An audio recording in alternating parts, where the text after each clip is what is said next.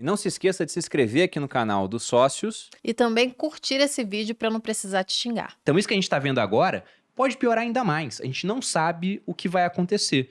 E, poxa, o argentino, ele vendo isso, ele pensa, eu tenho que me proteger, mas não tem acesso a dólar. Como você se falou aqui, eles estão com reservas cambiais se esgotando. Você falou que é mais ou menos 5 bilhões? É, a reserva líquida tá 5 bilhões, né, Fernando? Esse é o dado. Cara, 5 bilhões, eu fui olhar o valor de mercado da Apple, é 2,71 trilhões, né? E só de negociação de Apple por dia já é muito mais do que a reserva cambial argentina, mas isso equivale a 0,2% do valor A de Apple mercado da tem Apple. no caixa mais de 100 bilhões de dólares. Podia emprestar pra caixa Argentina. dela, no Deixa caixa. eu só... Ou não, né? Porque eles deram 10 calotes Não dá. já. O que é a reserva cambial, assim, explicando? Porque É pra o eu que eles entender, é o que eles têm têm pra de pagar dólar. as pessoas. Por As exemplo, aqui no dívidas. Brasil a gente tem quase 300 bilhões de dólares em termos de reservas cambiais, né? Tá. O Banco Central tem isso. Então, o estrangeiro, ele vê o seguinte, se eu mandar dinheiro pro Brasil, para investir no Brasil, eu tenho que trocar o meu dólar por real. Só que se eu precisar, não tem aqui um limite de troca. Eles não colocam um limite no câmbio, né? E também não controla artificialmente a cotação. Sim. É mercado e eu não tenho limite. Então, eu posso entrar e eu posso sair do país tranquilamente. Sendo que também, se o investidor estrangeiro pensa em emprestar dinheiro para o Brasil, ele olha, poxa, o Brasil tem uma dívida pública externa controlada, porque a dívida pública interna você pode pagar em real, né? A externa em dólar. Ele deve pouco e, além de dever pouco, ele tem muita reserva. 300 bilhões é reserva pra caramba. Pode pagar. Agora, na Argentina é o contrário. Quando eles olham, tem muito calote. Já foram 10 calotes. Além disso, os caras não têm dólares. Ninguém tá mandando dólar pra lá, porque se manda não pode tirar de volta. Como que eu vou emprestar dinheiro pra Argentina? Ninguém em sã consciência faz isso no final das contas. Entendi. Então eles estão numa situação realmente que é um negócio que não dá pra ver uma solução. Eu ia começar, mas não. Não, isso aí eu comentar, porque talvez é por isso que talvez eles estejam recorrendo ao BNDES, né? Ajudar a jogar umas empresas por só. Gritaram Mas pra gente, né? Esse é um momento tão assim, dramático lá que as medidas agora são desse tipo, são absolutamente emergenciais. Eu preciso de dinheiro para importar remédios mês que vem. Está nesse Complicado. nível. Então, mas você mencionou da inflação que em outros anos, outras décadas também superou assim, níveis absurdos.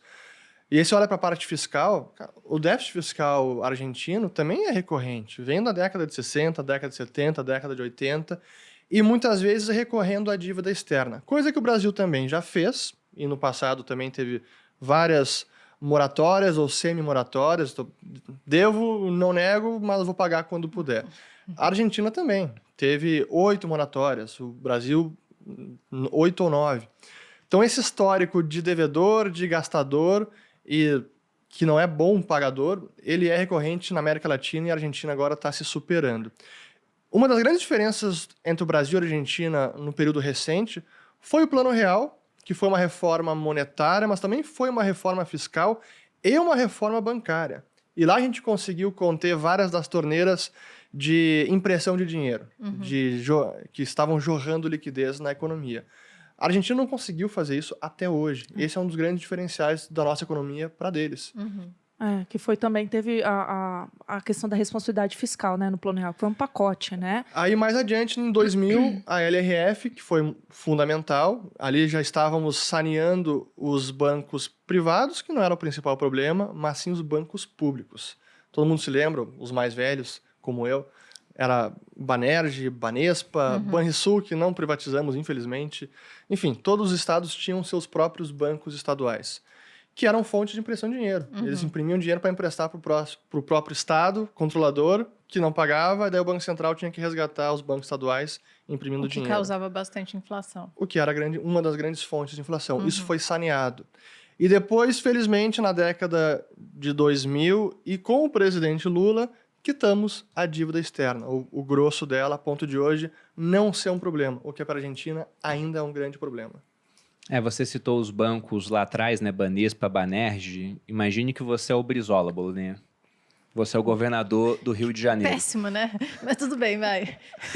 E aí te falam o seguinte, olha, tem um banco aqui no estado. E aí você quer fazer alguma coisa para angariar capital político, quer fazer uma obra, você pode pegar dinheiro emprestado. Aí você vai, pega dinheiro emprestado e fala, tudo bem, eu pego emprestado, mas eu vou pagar daqui a 30 anos. Então o estímulo era muito grande para pegar o empréstimo e quem ia pagar essa dívida era alguém que ele nem conhecia. Pô. Ou seja, eles gastavam muito mais do que de fato arrecadavam, faziam dinheiro e etc. Para que aumentar imposto que gera impopularidade, se eu posso simplesmente pegar dinheiro emprestado no Banco do Estado e aí lá na frente alguém vai pagar essa dívida. Só que imagine isso acontecendo em todos os estados do Brasil, basicamente. Como é que você vai fazer uma reforma lá no governo federal se você não tampa esses ralos estaduais? Então, de fato, o Plano Real ele teve muitos méritos aqui no Brasil. E hoje a gente convive com uma inflação muito mais amena comparada com a da Argentina. E depois, né, teve Plano Real, passou um tempo, na época do Armínio Fraga, veio o tripé macroeconômico, Exato. que fala que aqui no Brasil nós temos que ter responsabilidade fiscal, que é o que o Rich falou, né? A Argentina enfrenta déficits recorrentes. E nós passamos a enfrentar também após 2014. O que é o déficit? Diferença entre o que se arrecada e o que se gasta. Se você tem uma diferença positiva, arrecada mais do que se gasta, arrecada, porque a gente arrecada muito, né? Mas também gasta muito, mas se é positivo, superávit. Se é negativo, déficit. Se você tem déficit, tem que pegar dinheiro emprestado. Aumenta a dívida. Então, responsabilidade fiscal. Você tinha metas de inflação também para deter essa desvalorização da moeda, que não poderia ser de maneira muito acelerada. E graças à responsabilidade fiscal e a questão de meta de inflação, você poderia ter um câmbio flutuante. Na Argentina, como eles não têm responsabilidade fiscal e meta de inflação lá, simplesmente eles batem a meta e dobram, que nem diria Dilma, então o câmbio não fica flutuante, ele fica simplesmente, sei lá qual é a palavra para isso. Tá pegando um foguete, tá embarcando com o Elon Musk para Marte, é isso que ele tá fazendo.